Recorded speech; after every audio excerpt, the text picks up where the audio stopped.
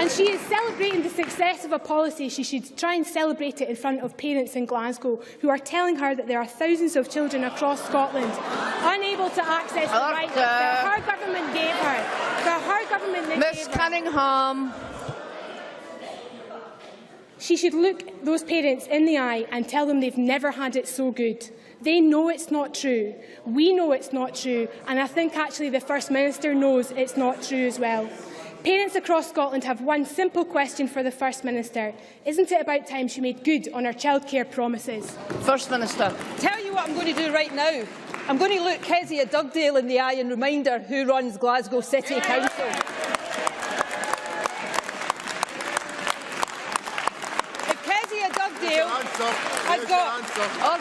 If Kezia Dugdale has got issues with the delivery of the childcare policy in the City of Glasgow, I suggest she should make an appointment and speak to her Labour colleagues who run Glasgow City Council.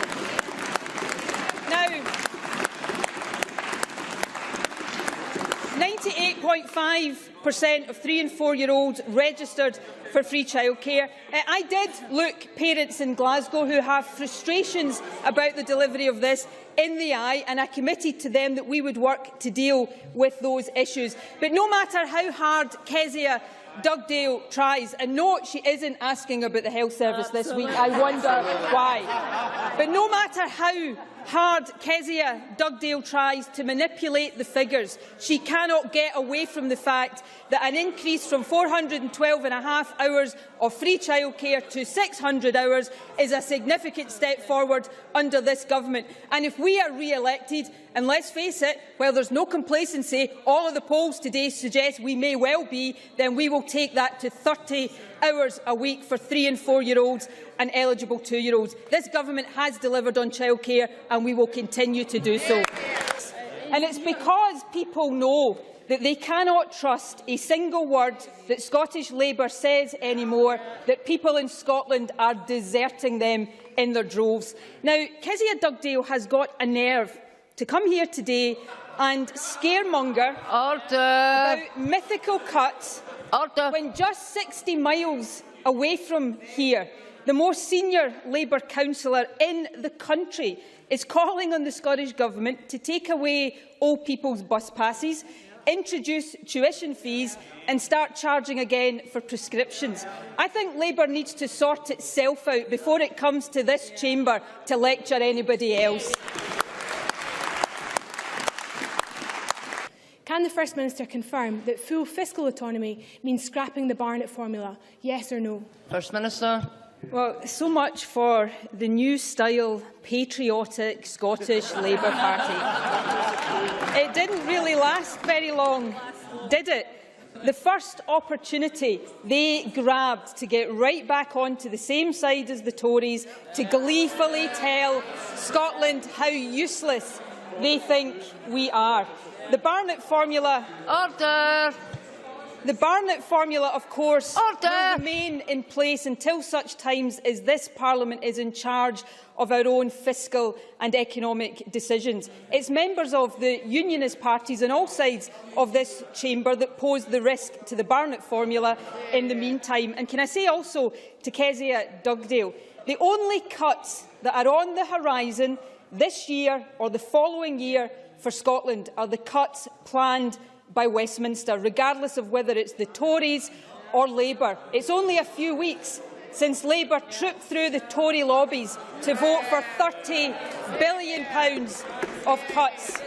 It's Labour who, if left to their own devices, will impose cuts on Scotland, and the only way to stop them is to vote SNP, because only the SNP offers an alternative to Tory austerity. Let me say to Kezia Dugdale, this is desperate, last throw of the dice stuff from Scottish Labour. Talk about a party in its death throes. The desperate scaremongering over full fiscal autonomy clearly hasn't made any impact on the polls. Well, actually, that's not true. It has made an impact on the polls. The SNP poll rating has gone up. But given that it hasn't helped Scottish Labour, they're now resorting to desperate scaremongering about a referendum that nobody is proposing. Let me make it very, very clear, and for Kezia Dugdale and Scottish Labour's benefit, let me put it in very simple terms. This election, 1 week today, is not about independence, it's not about a referendum. No matter how many seats the SNP win, and we are working hard to win as many as possible, that is not a mandate for a referendum. What this election is about is making sure that Scotland's voice is heard much more loudly at Westminster than ever before. And having experienced Scottish Labour MPs that go to Westminster and are never heard of again, it is time for Scotland's voice to be heard. Kezia Dugdale. Miss Dugdale. Can the First Minister today rule out a referendum in our 2016 manifesto? First Minister. First Minister. Order. For just a fleeting second there, I thought Kezia Dugdale was going to ask a serious question. Perhaps I can offer Kezia Dugdale a little bit of friendly advice. Over the next 6 days, perhaps Scottish Labour might want to look at the polls themselves and desist from the negativity and the scaremongering and instead try to muster, if they can possibly find one, a single positive reason for voting Labour. Kezia Dugdale. Miss Dugdale. Presiding Officer, I look at the polls, I see them all the time. We talk about them all the time in the TV studios. Yeah. Order. Do you know what? If those polls are realised next week, there'll be pink champagne for everyone. Rupert Murdoch will be buying it. David Cameron, Alex Salmond will be pouring it. First Minister. Sorry, Miss Dugdale. Order. Order. Rupert Murdoch will be buying it, Alex Salmond will be pouring it, and David Cameron will be drinking it. That is the reality of those polls. Order. First Minister. This, honestly, desperate doesn't quite cover it. I know I'm in opposition to Labour, but even I find it quite sad watching the demise of a once-proud party. The great heroes of the Labour movement must be turning in their graves right now. Not a single positive reason for voting Labour, just the same old negativity, scaremongering that they indulged in arm with the Tories during the last referendum campaign. Let me make it quite clear once again. This election is not about independence, it's not about a referendum, it's about making Scotland's voice heard. And then it's about using that strong voice at Westminster to stand up for progressive politics, to argue for an end to austerity, to argue for protection for our public services, to argue in the kind of investment in our economy that we need to get people into jobs. That's what a vote for the SNP is about next Thursday, and I hope people across this country seize that opportunity. All the SNP candidates can talk about is another referendum for any government. Order. Order. Mr Fitzpatrick. Enough. For any government with the right priorities, the 3 Rs would mean reading, writing and arithmetic. Isn't it the case that under the SNP it simply means referendum, referendum, referendum? First Minister. This is totally and utterly farcical from Scottish Labour. The only people in Scotland right now talking about a second referendum are Scottish Labour. Scottish Labour. Order.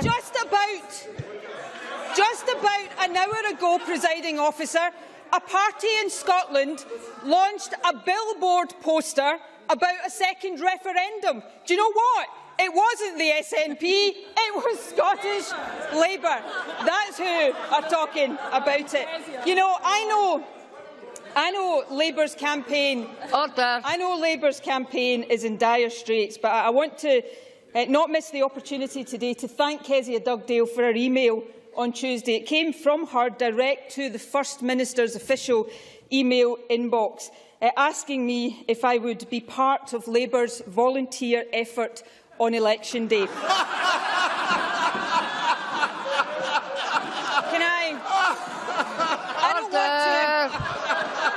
Order. Come on. Behave. I Order. don't want to pile more misery onto Scottish Labour right now. So let me break this gently to Kezia Dugdale. I think I'm busy that day.